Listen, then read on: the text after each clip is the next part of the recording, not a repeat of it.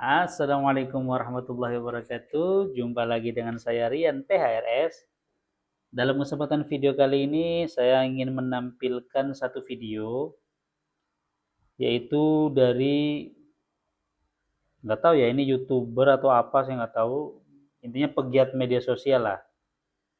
Dia menceritakan pengalamannya itu dihubungi oleh timnya Fuad Pleret atau timnya Imaduddin lah, atau Abbas Buntut lah, intinya gerombolan mereka lah. Jadi dia ditelepon oleh gerombolan Imaduddin itu, Abbas Buntut atau Fuad Pleret, gerombolannya ditelepon. Lalu si apa namanya YouTuber ini, namanya Iqbal ya, Iqbal ini itu langsung dipanggil Sayyid. Assalamualaikum Sayyid katanya. Nanti kita lihat ya bareng-bareng videonya. Nah, tapi si Iqbal ini tahu modusnya. Jadi dia sengaja dipanggil Sayyid agar nanti menurut Iqbal ya, dia nanti agar mengurus silsilahnya atau nasabnya kepada gerombolannya Imaduddin ini, gerombolannya Abbas Buntut dan Fuad Pleret ini. Akhirnya nanti cuan gitu kata si Iqbal itu. Jadi dalam banyak video sebenarnya saya juga memang kurang setuju atau bertentangan dengan Iqbal. Cuman tentu yang sudah saya katakan, siapapun orangnya, bila dia mengatakan satu kebenaran, maka ya kita aku itu satu kebenaran, siapapun orangnya, walaupun itu seandainya itu musuh kita gitu. Kalau dia mengatakan yang hak, ya memang ya kita katakan dia berkata hak gitu. Atau sebaliknya, siapapun orangnya, bila dia mengatakan satu keburukan atau satu kejahatan atau apapun lah bentuknya, walaupun itu keluarga kita, maka katakan itu satu yang buruk. Jadi kebaikan keburukan itu tidak ada hubungannya dengan teman, saudara, atau musuh. Nggak ada. Selama itu baik, ya kita bilang baik. Walaupun itu keluarnya dari mulut musuh kita. Tapi kalau itu buruk, ya kita katakan buruk walaupun keluarnya dari keluarga kita. Gitu. Itu prinsip ya teman-teman ya. Nah, bagaimana videonya? Kita lihat video si Iqbal Johar yang satu ini. Lu dulu bal tes DNA. Gua sudah tes DNA 2 kali, bro. Tapi gua tidak pernah menyatakan diri gua sebagai cucu Nabi. Justru ketika gua ditelepon oleh komplotan si Fuad, gua dipanggil Sayyid. Komplotan Imad nelpon gua, dipanggil gua Sayyid. Gua bilang, jangan panggil ana Sayyid, jangan panggil saya Sayyid. Saya bukan Sayyid, saya Sayat. Saya bilang gitu. Tukang sayat. Bukan Sayyid saya. Masa Sayyid mulut kayak saya? Ada juga rekaman itu, gue rekam semua. Nanti suatu saat kalau dibutuhkan gue beberkan. Assalamualaikum Sayyid, gimana kabarnya jenengan? Saya bukan Sayyid, klarifikasi. Ujung-ujungnya nanti gue Sayyid jadi ngurus.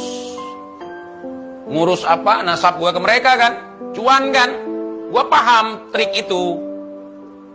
Kan mereka punya narkoba.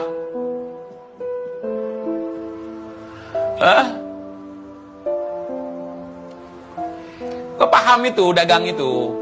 Paham maksud gue. Gue dipanggil Said. Ketika orang gue yang suka misalnya seperti itu, nanti ujung-ujungnya, ya saya gimana nih ngurus nasab saya? Nih saya punya narkoba.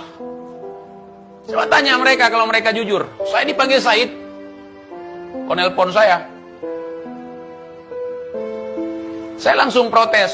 Saya bukan Sayyid. Bukan. Ya.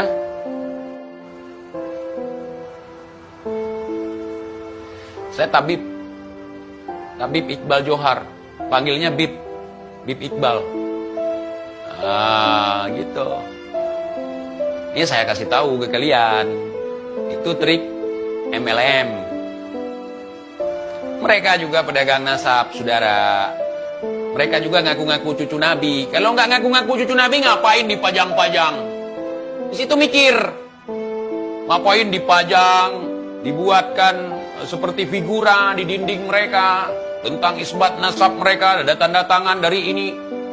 Fuad ngaku keturunan Nabi, saudara, zuriyah Nabi. Berulang kali dia ngaku sebagai zuriyah Nabi. Dia palsukan orang lain, mengaslikan dirinya sendiri. Mana kitab sejaman? Mana hasil tes DNA? Mana data ente? Itu sama dengan orang yang jualan tapi tidak sehat. Dagangan saya yang paling bagus, dagangan dia nggak bagus. Buat cerita begini, dagangan dia itu dagangan palsu. Dagangan dia itu dagangan mimpi. Mereka adalah dagangan imigran. Kebetulan kita dagang di kampung kita. Pakai trik licik dengan cara rasis. Saya ini orang kampung asli sini, saya penduduk asli sini. Padahal dagangan kita lebih buruk. Kita jelek-jelekkan dagangan orang lain untuk membaik-baikkan dagangan kita. Itu licik namanya, saudara. Ya, mereka itu kaum Ba'alawi ini pemimpi. Suka mimpi begini, mimpi begitu. Mimpi mereka palsu, mimpi sayalah yang benar. Itu tolong diteliti, disaring. Hah? Saya ini udah kayak guru PAUD, bukan guru PUAD, guru PAUD. Untuk menyadarkan gerombolan pengikut PUAD. Gitu. Nah, bagaimana teman-teman? Sudah dilihat videonya? Dan Iqbal ini mengaku punya bukti rekaman yang ditelepon itu, yang dipanggil Sayyid itu, sama gerombolannya Imaduddin Abbas dan Fuad Pleret itu.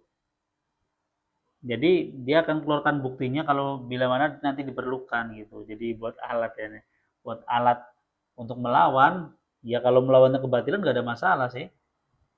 Tuh. Nah itu memang fenomenanya. Dan sebenarnya ini terbukti juga apa yang dikatakan Iqbal ada benarnya juga memang. Kenapa? Karena ada buktinya, satu contoh Romai Rama ya teman-teman ya.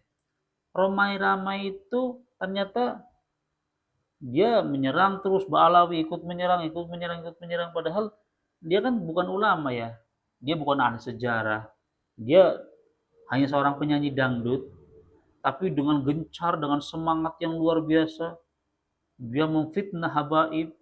Walaupun narasinya yang dia buat menurut Kiai Imad, menurut A, menurut B gitu. Tapi ya dia ikut memfitnah.